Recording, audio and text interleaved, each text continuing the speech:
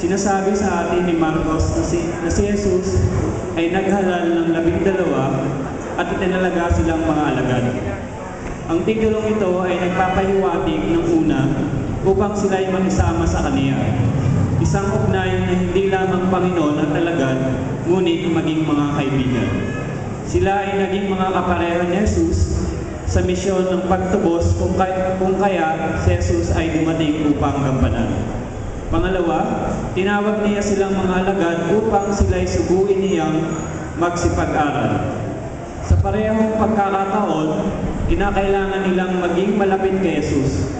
Ang 12 ay kumakatawan sa iglesia na humahanap ng isang ugnayan sa Kaniya bilang kaibigan at kapareha para sa misyon ng iglesia. Panawagan, bawat isa sa atin ay kilala ni Jesus sa pangalan. Tinatawag niya tayo upang maging kanyang mga alagad. Nais niyang ipagpatuloy natin ang pagpapahayag ng kanyang kaharian kung ano tayong lahat at lahat ng kung anong meron tayo para sa kanyang kaluwalhatian.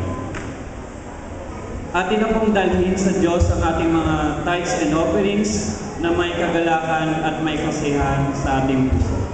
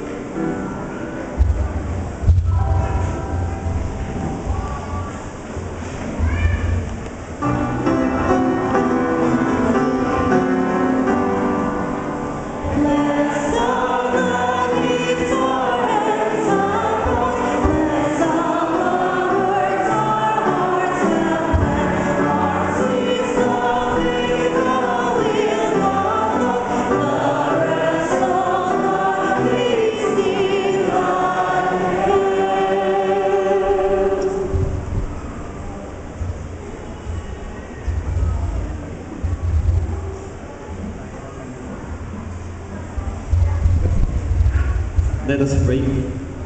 Ama naming Diyos na makapangyarihan sa lahat, nagpapasalamat po kami, Panginoon, sa buong isang linggo na inyong pinagkaloob sa amin at sa pag-iingat na ipinagkaloob niyo rin po sa amin at sa kalakasan at sa malusog na pangangatawan. Panginoon, ibinabalik po namin ang aming mga handog at ikapo, nawa inyo po itong pagpalain, basbasan at magamit sa inyong banal na gawain. Dalangin din po namin, Panginoon, na sunod na isang linggo na aming kakaharapin ay patuloy na po nawa kami inyong pagpalain at gabayan. Panginoon, maraming salamat po. At tulungan kami, Panginoon, na maging isang matapat na inyong alagad.